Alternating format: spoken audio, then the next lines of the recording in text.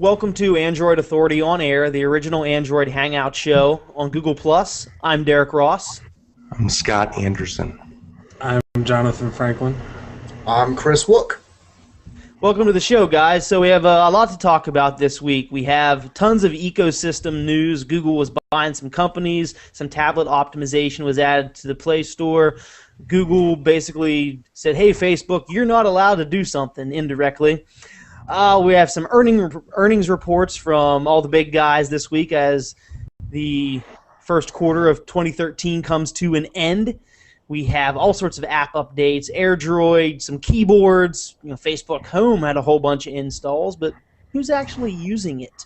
On to device and carrier news. T-Mobile and Metro PCS tied the knot officially, and it actually becomes official May 1st, but they tied the knot. We have some more device news, such as the Galaxy S4, some Google TV information, and we'll wrap it up with patent wars as usual.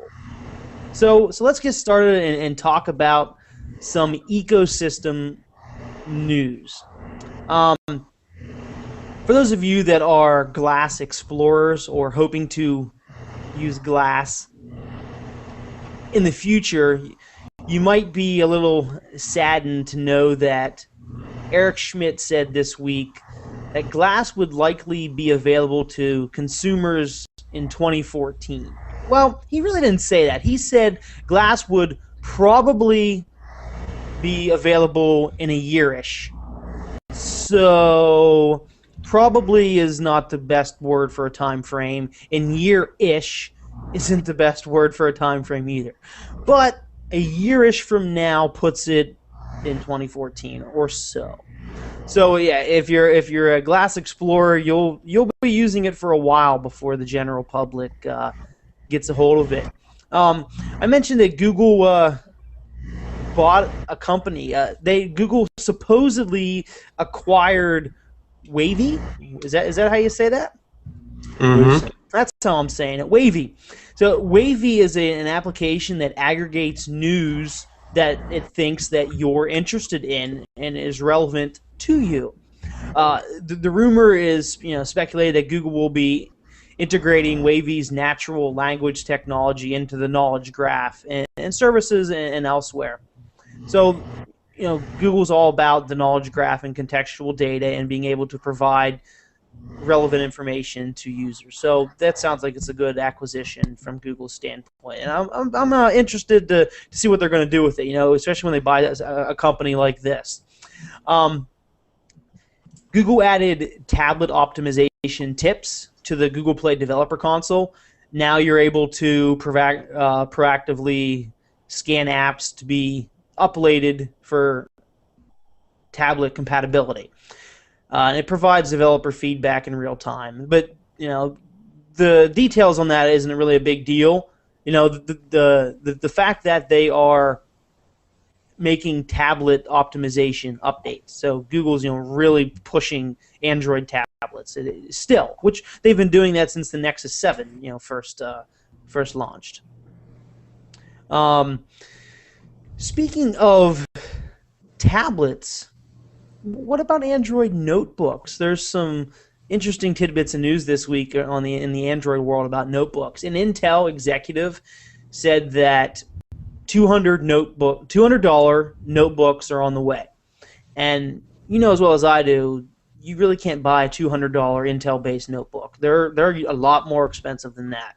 So how are they going to get there? Are they going to be Atom processors that run Android? With Windows 8 being the question mark that it is, and Microsoft's business model for licensing being the way that it is, where Windows is pretty expensive. It's $100.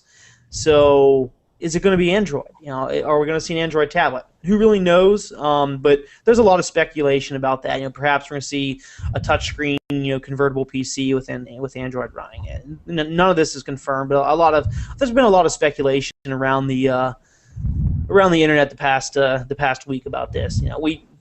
We like speculation because it gives us something to talk about, right? It's fun. I really don't think it's probable in my opinion. I don't really think Android makes a good notebook operating system. But then again, I've never used a Transformer Prime, and those of you that have used a Transformer Prime, you love that keyboard dock, and once you dock it, most of you never take that keyboard dock off and keep it on there and use it as a notebook. So because that's a ton of battery life. Yeah, so apparently there is a market for them. So we'll see what Intel does. It's up in the air right now. It's just speculation. Facebook announces their biggest developer party yet, and guess when it is? It's the night before Google I/O. Interesting to see what happens there. They said Facebook promised that you'll be able to meet people from the Facebook team and other top-notch Android developers. So that's interesting. I'm interested to see what they're pushing with that. Because Facebook has been heavily entrenched in Android for a while now, with their Android campaign around the Office to switch to Android, and now with their home application, which we'll get to in a little bit more information in a little bit. So it's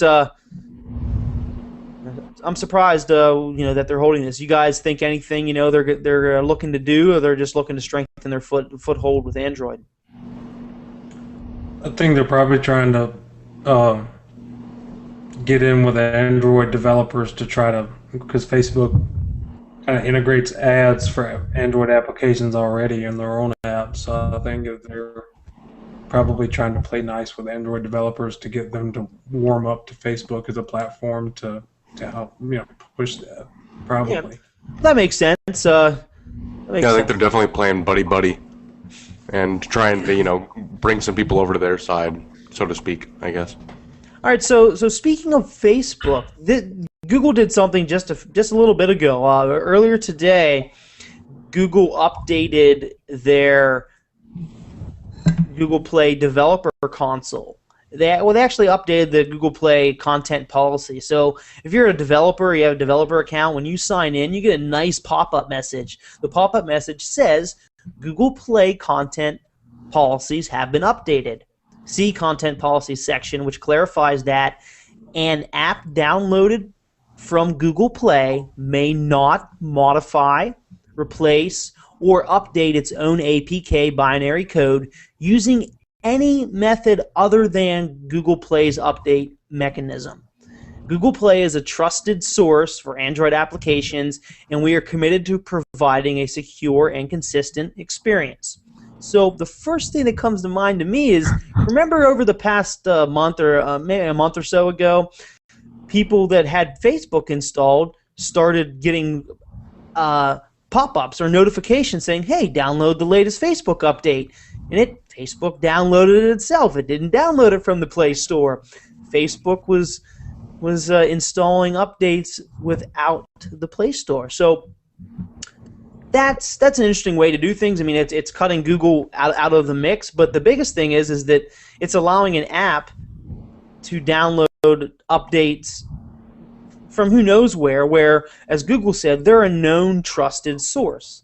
So you want to download from the known trusted source. You don't want to download from a third-party server that could have been hacked. Who knows? I'm not saying it happens, but...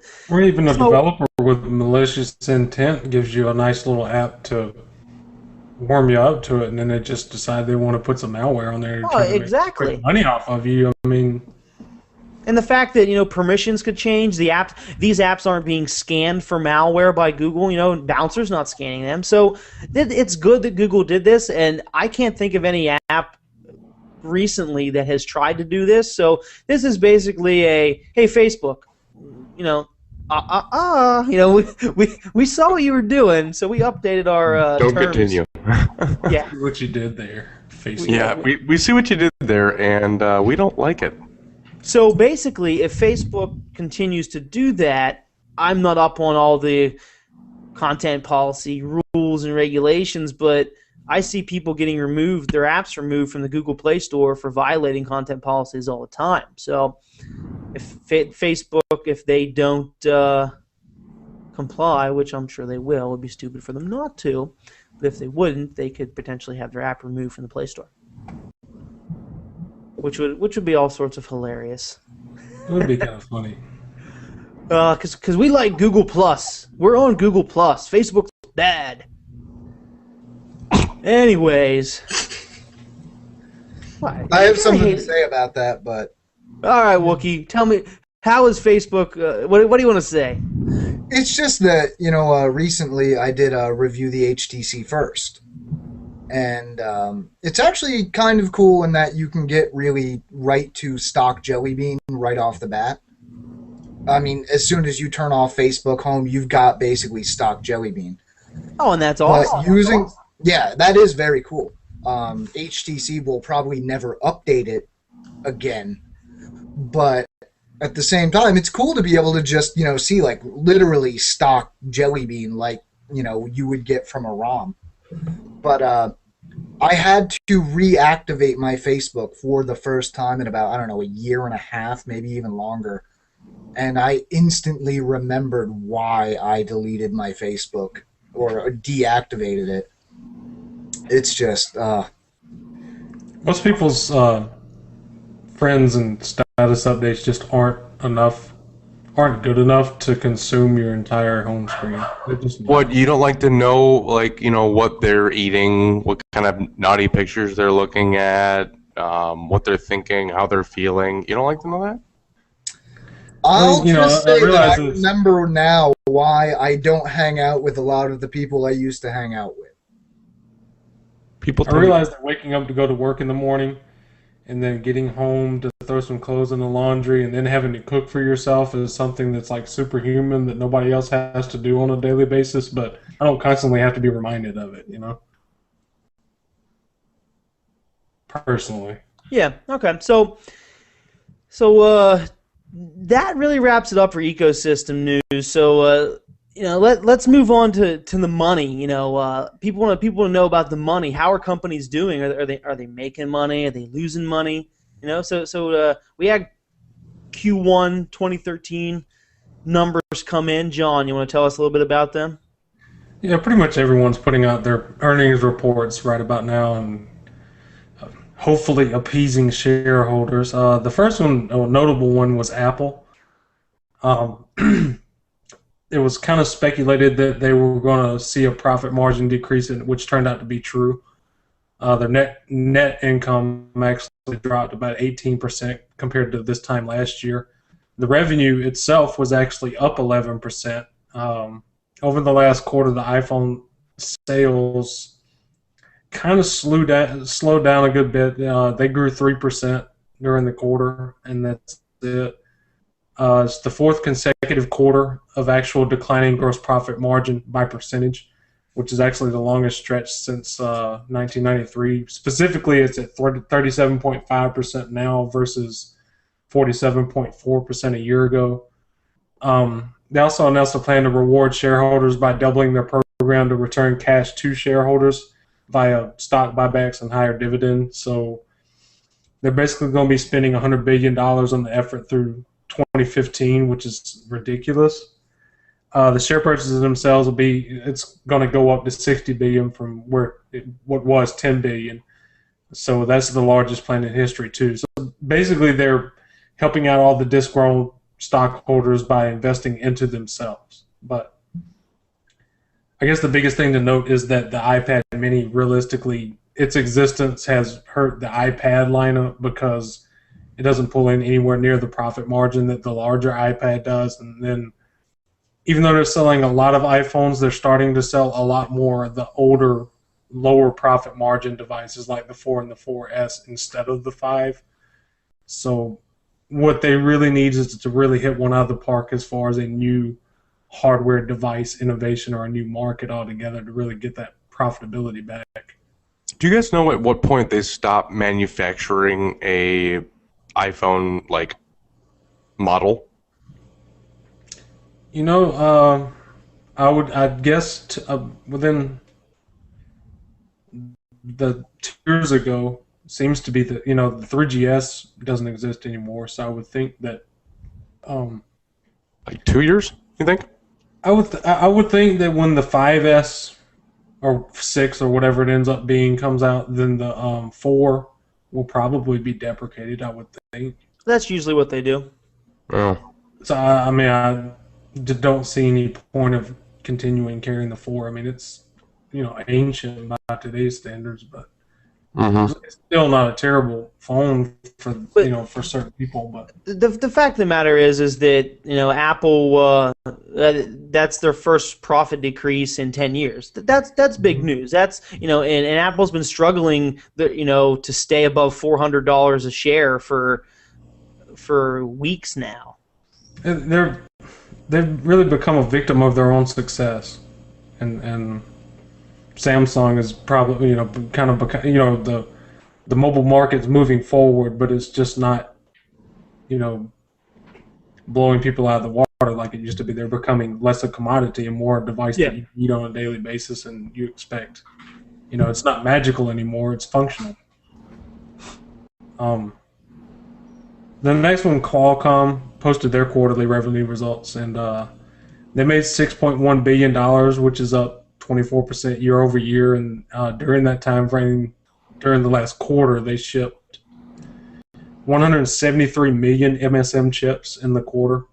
The net income was slightly down, and the biggest part of that is because of all the R&D that they've had to pour to accommodate all the new network technologies that have come out in the last, especially like combining CDMA and LTE takes a lot of work on their part. But now that they've gotten their radio technology pretty much set to go for every major network technology to come out in the next couple of years, then they're good to go. LG had some interesting earnings. Kind of mediocre across the board, but the smartphone division is actually picking up a good bit. Their revenues went up to $2.96 billion, which is like a 28.5% year-over-year increase.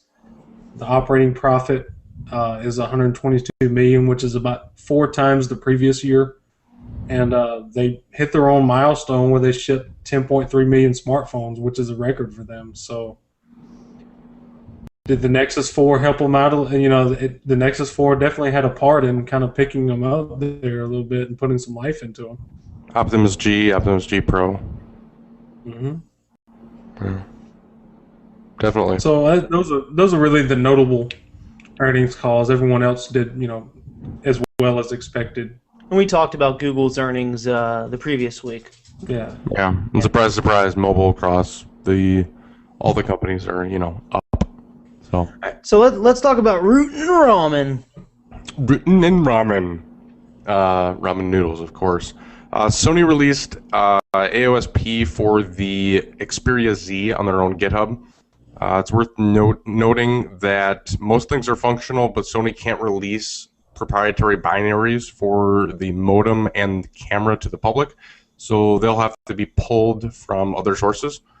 And basically, they technically can't be part of AOSP efforts because they aren't open source code. It's good news for the development community if you have those devices. See some exciting stuff for that. CyanogenMod, they're adding both time-delayed and voice capture models to the camera software. Currently, the voice actions are Sid, Whiskey, and Cheese. Kind of reminding me of the Galaxy S3 voice actions with the camera and things like that. Remind you guys of that?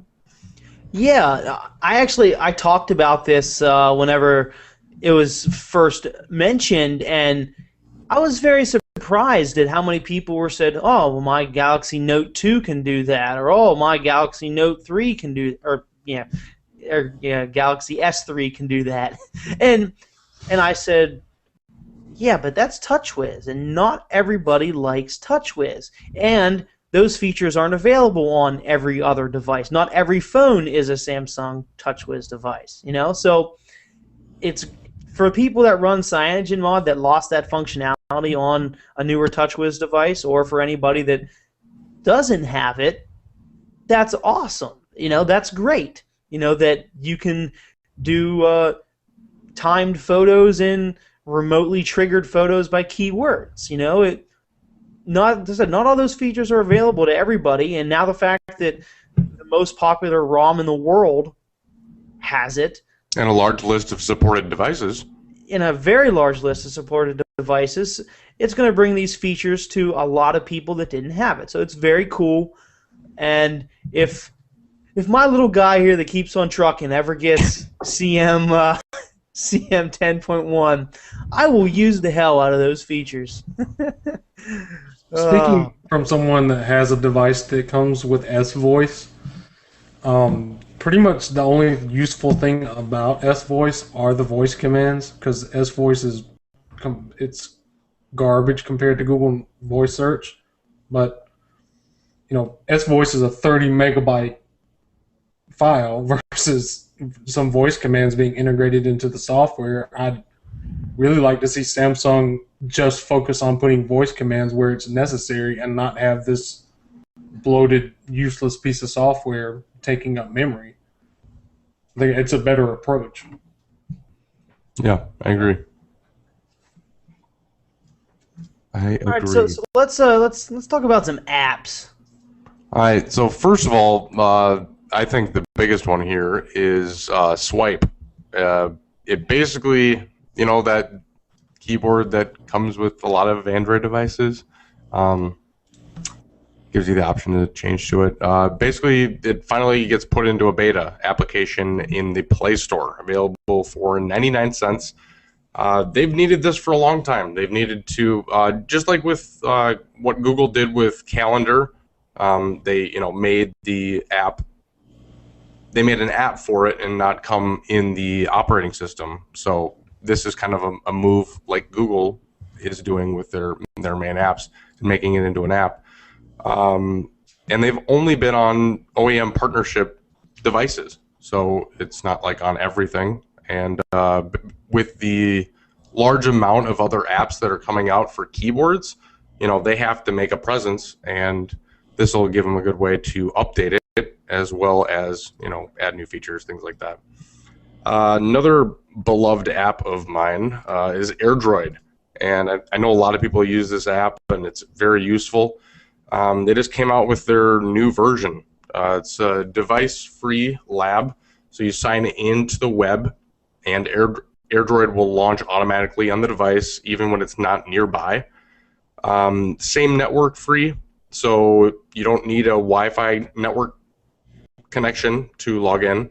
You can access AirDroid through different networks with an AirDroid account. That's kind of cool. Some people think security, it's a little bit but it's very nice. You can access your phone from anywhere. You can find your phone, locate your device on a map, lock it, wipe it, lock, pop, and drop it. Call notifications and initiate a new call from your Android device, remote camera like that, improved SMS, photo, and file experience. It's definitely improved a lot of bug fixes and improvements. All in all, a lot better. And I'm excited to see where it goes from here. And then speaking of Kickstarter, like I was speaking about it earlier, I don't know how to pronounce it. Anybody know how to pronounce that? I think it's That's fine. You can butcher it. We'll let you. Yeah. Minimum. Minimum. Okay, so Minim. Correct me if I'm wrong. I need somebody spell it out for me. It's spelled MINUM. Basically, they were a Kickstarter campaign. They were completely blown out of the water. The fundraiser started with a goal of just $10,000 and ended today with a total of $87,369. It's nearly 900% of the original goal. Basically, for those of you guys who haven't seen the Minim keyboard project, it's to create a keyboard that is both effective in typing in a small screen with small screen real estate, taking down the keyboard rows just to one. It's kind of an interesting concept. What do you guys think about the one-line concept? It's interesting, I don't know how well I'll be able to type on it, but I do like it because, especially in landscape mode, you can kind of go to respond to a comment, and you can kind of forget your place because the box that you're typing in takes up the whole screen where you looking at what you're responding to in portrait. So You might as well not even type anything worth mentioning on landscape mode because you get one sentence in there, and then it's in the buffer, and you can't see anything else. So if you forget what you were saying, if you have a very long, worthy Google Plus comment to type out or an email, you're screwed. Like, I hate typing in landscape. Or if you're like one of those novel typers on your phone, which, by the way, I hate you. This will not be the app for you. Any other comments on this? Do we know how to pronounce it yet? Nope. Menu. No clue. Menu. I'm sticking with menu. All right, that's fine. Why don't we just call it the Kickstarter Minimal Keyboard? No, there's probably another project that's coming out soon that's going to be called that. Oh, touche, other project. Yeah, a little bit of a foreshadow there. Okay, so Facebook Home, this has been a week or so since it's been out. It sees around 500,000 installs. However, the question remains, how many people install it because they're curious and they've seen a lot of things about it, and then just uninstall it? I would like to venture that that's a lot of people because the Play Store doesn't track that. The Play Store tracks installs, not active installs. Yeah. But and then you have to, if you want to track that though, how do you track an active install? Then you got to go into metrics for that, and then you don't want to get into that cluster, in my opinion. But it would be interesting to see how many people uninstall it and how long they had it on their phone. I'm sure Facebook has that metric though. Oh, they do. Oh yeah. Google might not, but Facebook, they definitely have that metric. And I'm sure Facebook doesn't want to share that metric. Darn right. It's like, yes, 500,000 installs. Damn it, 10,000 of them only kept it. And they rated it 1 star. Oh, they rated it 1 star. The 1-star rating. Oh man. Okay. SoftKey Z. It's an application that lets you seamlessly customize the on-screen navigation buttons. This works with any device that has root and BusyBox and soft keys. That's kind of cool. Scott, this phone I have, the HTC Droid DNA. It's my favorite phone. I call it a POS. All right, so if you're new to the show and new to Derek Ross, he hates this phone, but he still uses it. We don't know why. He likes torture. He doesn't talk in the third person that much, so don't be scared right now. Anyways, although it's in twerp right now. Yeah, Wookie, I saw you had that in twerp earlier. So I don't like this film, but I'm waiting for something better to come along to make me a happy. You always say man. that. So I'm still waiting, Scott. Anyways, damn it! Now you made me lose my spot. Soft Okay, keys. well, What first am of I all, talking about? Soft keys. Oh, I miss soft keys. I really do. If I had the Nexus 4 still, if I didn't sell it, or if I didn't give my wife my Galaxy Nexus, I would be using that app right now and just I change my soft keys every day. I think it's awesome for people to have soft keys, and I'm a little jealous. you would change your soft keys every day. You For the first would week, not because get used to. For the first week, I would, and then I would get tired of it, and then I would stick with something. You're a pink unicorn, man, dude. Yeah, exactly. What are you change talking them about, every day Mr. too, AOKP? probably. What? I change them when I need to. All right, pink unicorn. I might have a pink shirt on, but at least I don't have a pink unicorn shirt on. Okay, I'm changing all my soft keys. They're all going to be pictures, and they're going to be of unicorns and in different colors. And I want you to Wait take a till I activate screenshot, like and then we're going to Yeah. share it from the Android Authority page. Wait for that screenshot because I will do it most likely tonight if I have time. Hashtag pink unicorn screenshot. Hashtag corn droid. Oh God. Okay, and then we touched on this a little bit last episode, but we do have some more information now. Google launched an app called One Today, which is to support nonprofit organizations. The goal is to raise awareness and highlight nonprofit organizations and their work, allowing them to support allowing you to support them through giving $1. So every day a new project is highlighted with a new opportunity to donate, and it's currently an invite only, like we said last time, and only on Android to test the service, and you'll need a Google Wallet account to, well, not account, but you'll need Google Wallet to donate. I think that's pretty interesting. Different thing a day. It's a cool thing for them to do. Yeah, I wonder. No, wait. They can't use that for tax purposes. Well, it's good that they are focusing on non-profit organizations and trying to kind of cherry pick the ones that really Would you prefer them to don't take the money and just blow it somewhere, you know? Would you prefer them to come out with an app that funds profit organizations? Like if we had like Verizon on there, hey, here's a tip. That'd be funny. All right, so That's not going to be made into an app, by the way.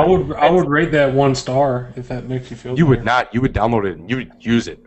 All right, so let's move on to the meat of the show, the device news and carrier news. We'll lump all that together. Can we call this the T-bone of the show? The T-bone of the show. Well, Ooh, so the show is called the Samsung Galaxy S4 and the HTC One, and instead of spending the next half hour talking about these two devices, because it's been beat into your heads the past couple days since the S4 became available nearly everywhere for pre-order, and people were getting review units. We posted, a versus video. Some loved the One, some loved the S4, and our man Wookie here actually has the S4 on hand. So instead of going into insane amount of detail, I'm going to refer you to our versus videos, our review videos, and our review posts if you want to find out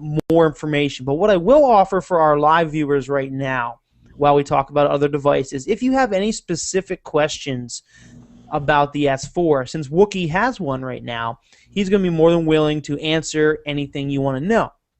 So go ahead and leave your S4 questions in the comments, and we'll hit them up here as we're talking about some other news. We'll give you a few minutes to think of something good, besides, do you like it? Ask him something hard and complicated. He's only had it for about a day or so. I would like to say something just to kick this all off. Okay.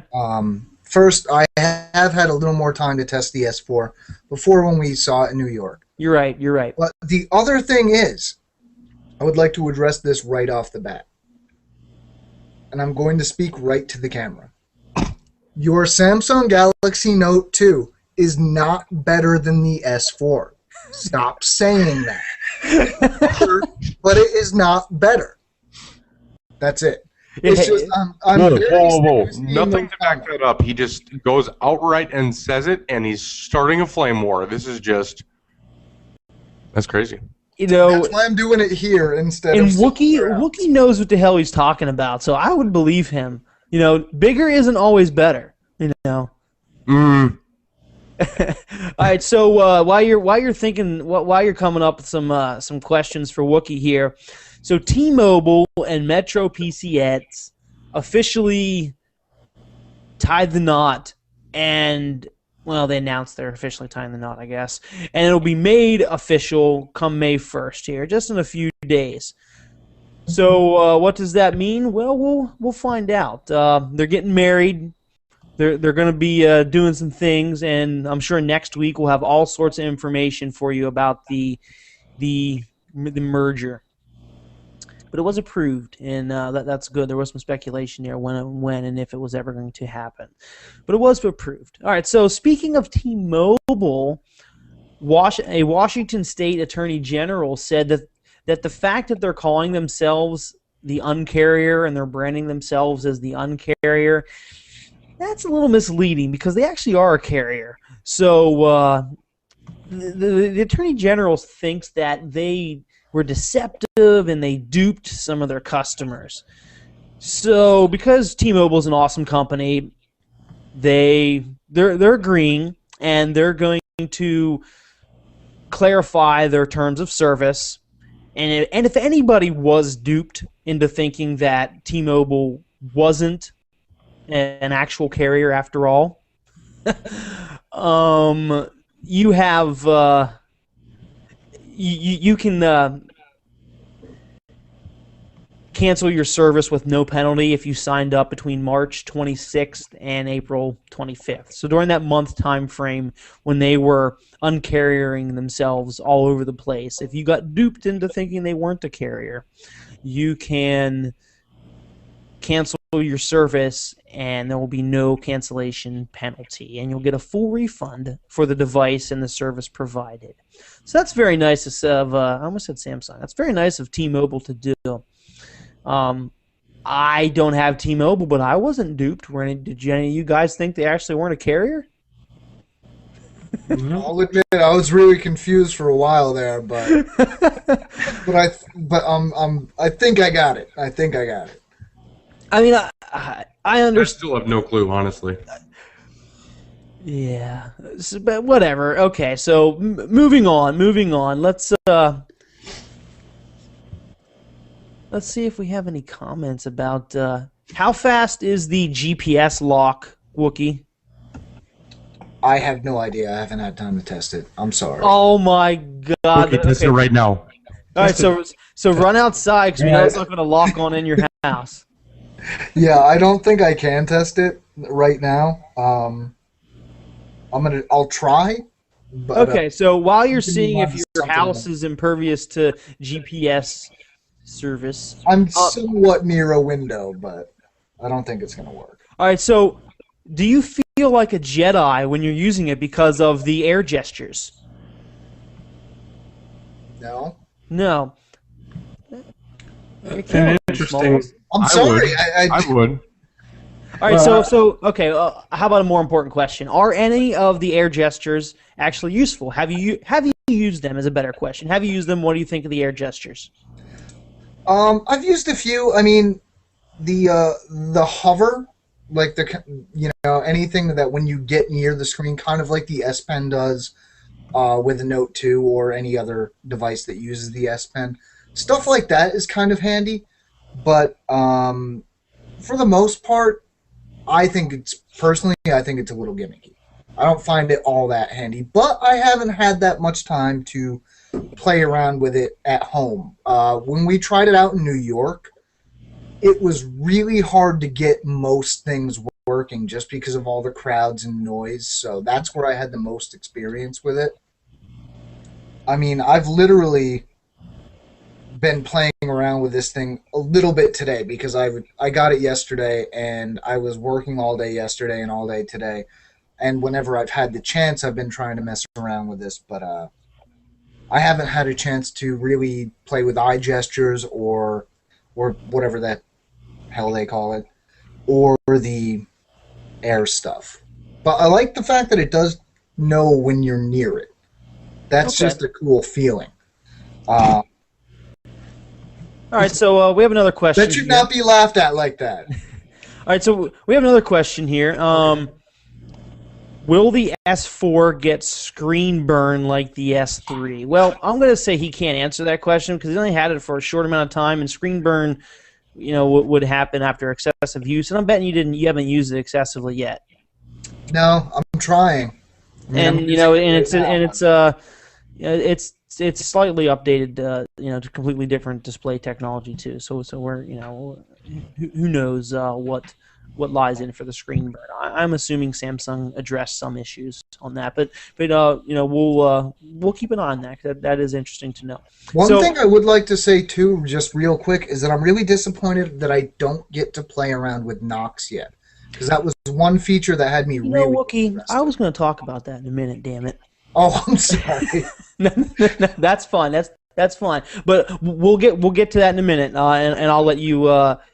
You can yell about it as well with me. So please explain the key differences between the U.S. version with the Snapdragon and the international version with the Exynos 5. Well, I'm going to say that's pretty much the difference. So the Exynos 5 has 8 cores in it. 4 of them are only used at a time. It's the ARM architecture, big little. So let's say you're running like a really badass, powerful program. You're going to have the 4 powerful cores running, and then now you're sending a text message. You don't need the really powerful cores running to do that, or maybe the phone's sitting idle; it's not in use. So the little guys, the low power, bigger, or smaller power generation processors are going to run. So you don't actually run 8 at a time. It's kind of like a little marketing gimmick to say it's 8 core. I mean, don't get me wrong, it is 8 core, but you only ever use 4 at a time. And the Snapdragon 600. Well, it's a Snapdragon 600. It's one of 2 devices with it on the market, or will be on the market right now. Well, the CPU on the Snapdragon benchmarks almost exactly as well as the Octa does with the bigger cores, so it's not. All right, You're so probably not going And to even notice that much of a Samsung difference. has said, oh, sorry.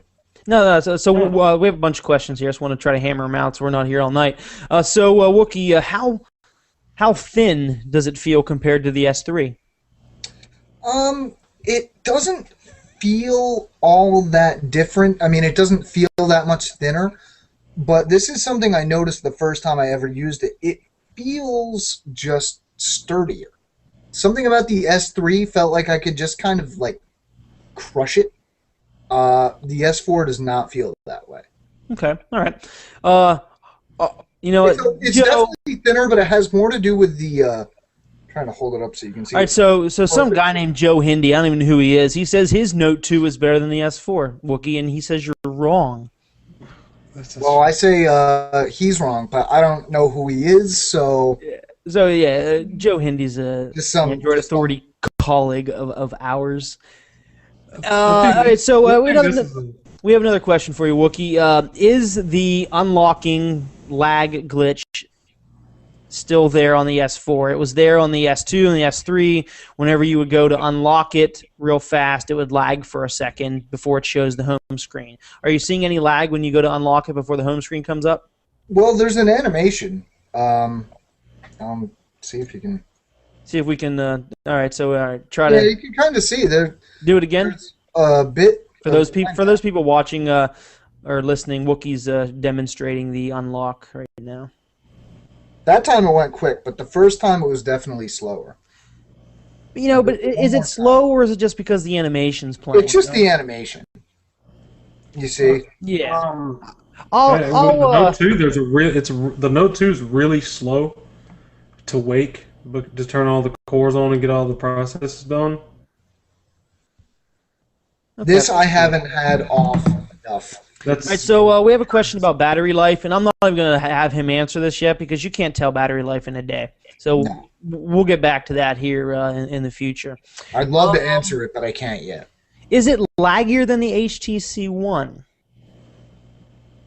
I have not really noticed that, but at the same time, I spent a lot more time with the One than I have with the S4 so far.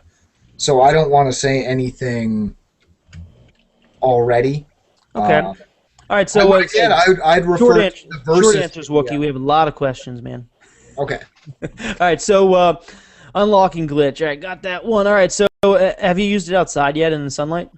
I have not. Okay, sorry about that. We will get back to that. We had a guy that wanted to know about the screen in the sunlight. Okay, so how steady do you have to hold it for a crisp photo? You guys know as well as I do. Whenever you're taking pictures from your smartphone, if you don't have neurosurgeon hands, they're blurry. Have you tried taking pictures with it? Do you have to be? Well, I'm gonna try right here, and this is a great way to try because it's low light. So we'll see. I mean, it's definitely gonna look grainy, but we'll see if it's. Yeah, it'll be grainy for low light, but nice little hands-on here live with Android Authority on air. Samsung Galaxy. That actually looks fairly steady, and I was obvious. You could tell I was not doing a whole lot to stay steady. Okay. I mean, there isn't really that kind of double image you get when you're definitely moving. Okay. All right. Grainy, but anyway. Okay, so what can your S4 do that my Note 2 can't? Be faster. And it has to be faster. It has newer hardware, better, better processor. But besides speed, it does I was going to say the gestures, but then I realized, oh, wait a second, you can do that with pen gestures, you know. With I want to show you one more thing it can do that the Note 2 cannot. See how this looks normal? Okay, touche. All right, so Jason Not that bad. Szymanski, once he says, I own the HTC One and the Galaxy Note 2. I have owned the entire Galaxy phone line from 1 to 3, and the Note 2 plus the Note 10.1. We all know TouchWiz has felt how it's felt over the years, user experience wise. You know, some people think it's felt dated. Given all the updates and what they have done, how do you actually feel when you use the new S4? Do you have that feeling that Samsung, you know, did an awesome job? Or you're like, wow, nice job, Samsung. Or you're using it and you're like, oh, it's just still regular dated TouchWiz. Like, is it an updated TouchWiz experience? I think is what we're getting at here. The way you asked it and the way the question was phrased are very different. It definitely feels like an iteration of TouchWiz. I mean, it's definitely TouchWiz. It's not like going from HTC Sense 4 Plus to HTC Sense 5, where it's a really different thing. It's clearly TouchWiz. It's faster TouchWiz. It's less intrusive TouchWiz, but it's still TouchWiz. And TouchWiz is, in my opinion, just slow and laggy. So you throw more processing power at it, it's going to speed up. You know, would you agree with that? Yeah, I definitely agree with that. All right. So, okay. Jason, hope that answered your question. Yeah, wow. We all done? Is there any new ones? I'm going to go through the... So, did you get that GPS lock or what? No, I Still didn't. waiting. I've been looking at maps over and over. Okay, all right. So I think that's if we missed your question, I'd apologize. There's a bunch of them. We have some more news to talk about. So what I want you to do is go ahead and check out our YouTube channel. There's a full review versus video on there, and as well as AndroidAuthority.com has tons of S4 information. And Wookie, so are you going to be doing anything interesting with the S4 in the future that our users and viewers should watch out for? Yes, I will. I'm going to be working on a video actually starting tonight, but I'm not going to say what it is. I wouldn't either. That's a great teaser. You got to do that teaser. Okay, teaser. Wookie is going to do something awesome In the video near form. future. In video form. In video form. Yeah, so get ready, guys. Okay, so moving on here. So let's talk about some carrier stuff here. You know, we just Galaxy S4'd all the things. Let's talk about carrier news for a second. Verizon, they're definitely not the uncarrier, but they do have a new device payment plan. Well, actually, it's not really a new device payment plan. It's been around for tablets, I guess. But so the revised device payment plan allows you to basically subsidize a phone. I'm sorry, that's the wrong word, subsidize. It allows you to set up a payment plan for a phone over the course of a year. There's a $2 finance charge. You got to pay $24 to do it, but the only stipulation is you pay it off in a year, and the phone has to cost at least $350. So you go to buy that new S4 off contract. Let's say it's $700. You can spread that $700 out over 12 payments. Not bad. So what I'm envisioning doing is selling your phone on like Swappa, which is a great service, by the way, or eBay. Getting your $100, $200 for it, putting that as like a down payment to reduce your monthly payment on your new kind of subsidized device payment plan, and there you go. You get a new phone every year. So speaking of the Galaxy S4 and Verizon, the pre-order page went live today, and the device ships next month, May 30th, which is a full month after every other carrier gets theirs, but CDMA radios are tough. So, well, there's that, and Verizon just wants to make you suffer. Or they just want to test their device. For your analysis, Chris. What's that? I said I vote more for your side of it. I think they just think that their customers are gluttons for punishment. Wookie, what carrier is the S4 on that you have? Or will it be on? Or it won't be on a carrier? This is kind of a I know where the device came from. Yeah, it came with no SIM card.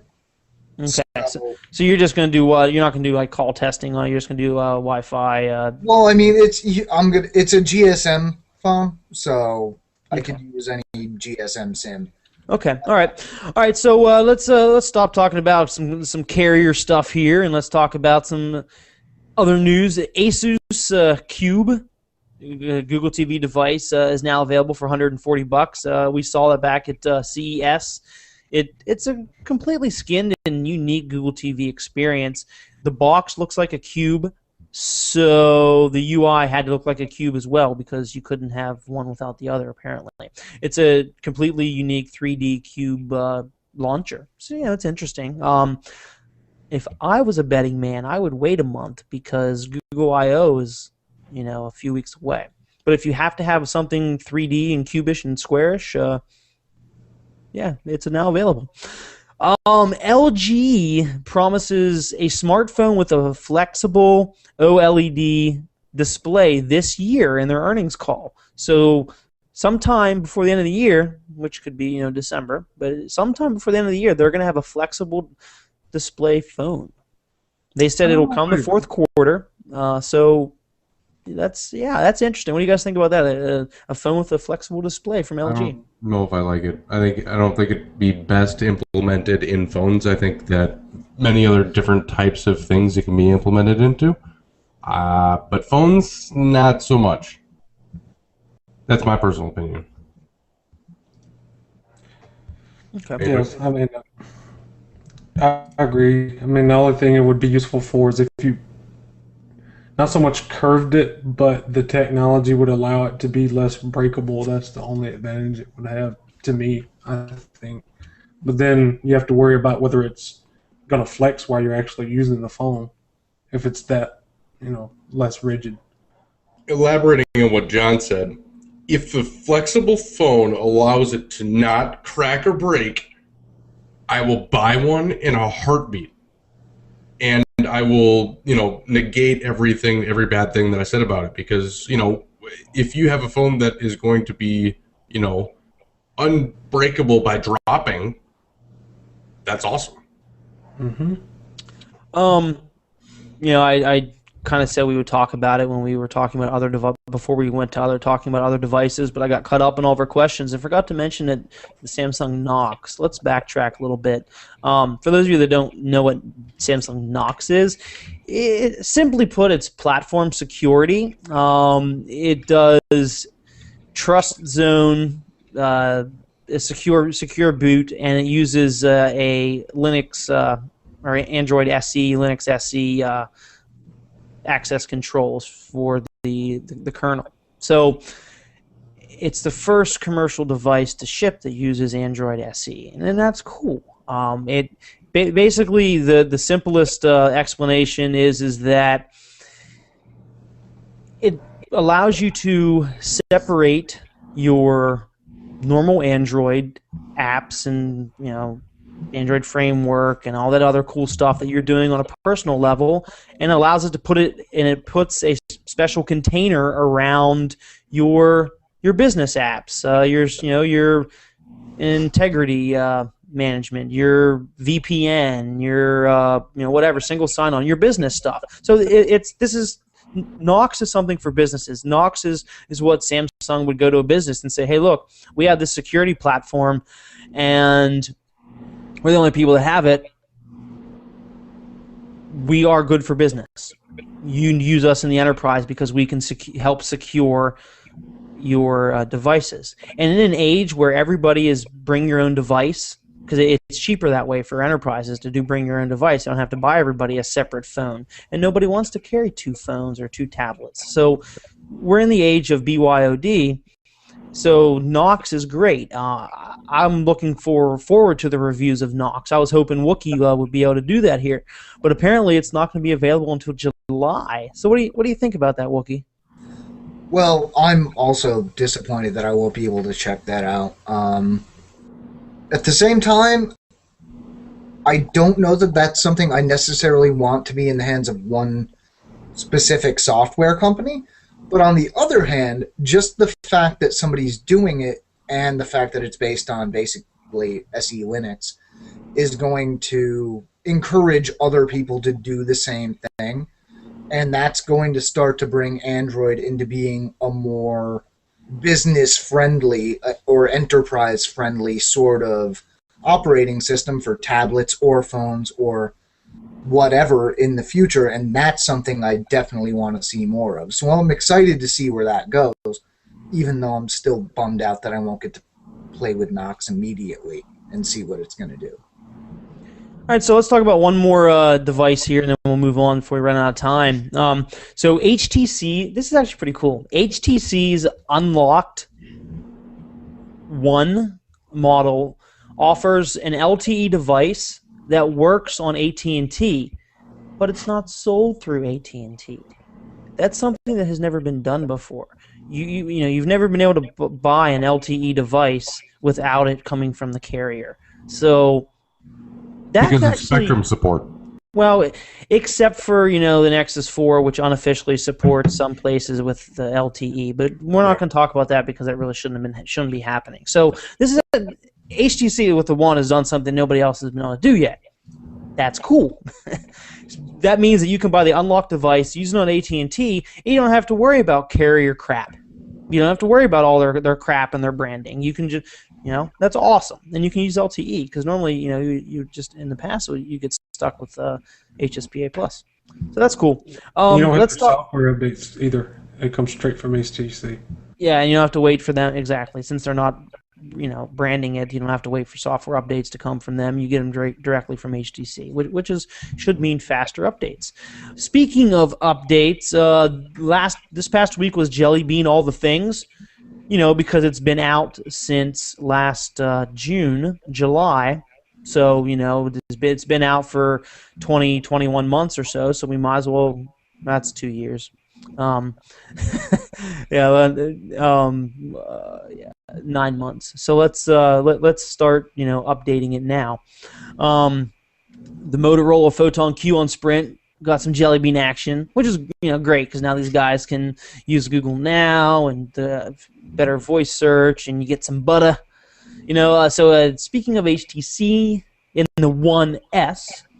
I hate that name. Anyways, so the One S on T-Mobile finally got Jelly Bean. Sony is getting it ready for the Xperia P, the Go, and the Xperia E dual. The Galaxy S Relay on T-Mobile is getting Jelly Bean. T-Mobile LG Optimus L9, the Verizon LG Spectrum 2. So yeah, we got all sorts of Jelly Bean, and that's great because it's been available on AOSP since June, the end of June last year, July. So yeah, might as well update it. It's only going on a year. Verizon also updated the Resound. No Jelly Bean though. So we have any patent wars. Dan's not here. Dan's usually our patent war king. Dan likes to be angry and hate on everybody throwing around patents. But Dan isn't here, so John is going to be Dan. Yeah, there's really only one big thing this week. There was a big injunction, not really against HTC. It was between Nokia and ST Microelectronics, and STM basically sold HTC the microphones for the One, and HTC basically released a statement clarifying because the media just kind of ran rampant with the information as if it's going to result in some kind of HTC ban like last year saw. Basically, the court rule was there might be infringement on ST Microelectronics' part. However, HTC is blameless on the matter, and it's all on ST Microelectronics to solve. Nokia has not obtained any injunctions anywhere on the HTC One itself in any country. HTC themselves were not viewed by Nokia. Judgment against STM states that HTC can continue to sell the One with the microphones that they've already purchased because they were purchased in good faith. And beyond that, HTC is simply going to transition to an improved microphone design once they run out of their own current inventories. So, ST Microelectronics, I'm sure, is going to get the hammer dropped on them, but it's a pretty seamless transition for HTC, and it's not going to affect their supply any. Okay. That about wraps it up. So, Scott, if you happen to not be listening to us, where could you listen to us? If you just want to listen to us and not view us, because A, we look kind of ugly, B, because the amount of bandwidth, and I'm speaking for everybody, so I'm saying I look ugly as well. Just want to get that out there, okay? YouTube channel, you can subscribe to our YouTube channel, and you can listen to us on SoundCloud, Stitcher Radio, iTunes. We have an RSS feed, which you cannot view in Google Reader in the coming... I'm still upset about Google Reader, by the way. But hey, you can view it in Currents. You can listen to us in Currents. Yes. As well as many other, what's that Pocket one? Pocket something. Pocket Cast. I still haven't tried that yet. But you like that, don't you, John? I'd say it's by far the best Android podcast app out there. Actually, I would say it beats out most iOS podcast apps. I would agree with John. It looks right. good. So you can try it out, and you can listen to us there. Anywhere else they can find us, Scott? Or what's that Google website Plus? we're on? Google Plus. If you want to follow along with comments, you can either comment on YouTube because we follow those, as well as the Google Plus page. And we also do post an article after every show about what we talked about, summarized on the website, androidauthority.com. You know what, Scott? Before we say goodbye, last week, if memory serves me correctly, you said if it's in the comments, you'll make your bed. Do you remember that? No. Well, we just happened to have a comment by Jim Bob tonight. Not a real person. Not a real person. That said, make your bed. I think he should do it on air. I think that we should do a live Scott Anderson bed making. Do it. That's an after show, right? All right, guys. I'll do a live recording. Thanks for coming, Wookie. It's great having you. Remember to watch the YouTube channel. Wookie's going to do something awesome in the next day or so. We don't know what it is, though. We don't know what it is. It could just be a picture. Might be a little bit longer than a day. I want to make sure I do it right. I mean, it could just be Wookie just being like Galaxy S4, Galaxy S4. You know, we don't know. We don't know what it's going to be. It could be a jingle of some sort. Wookie, is it a jingle? It better be a jingle. See, now All right, you got guys, us all have a good worked night. up. I can't talk about it. Have a good night. See you.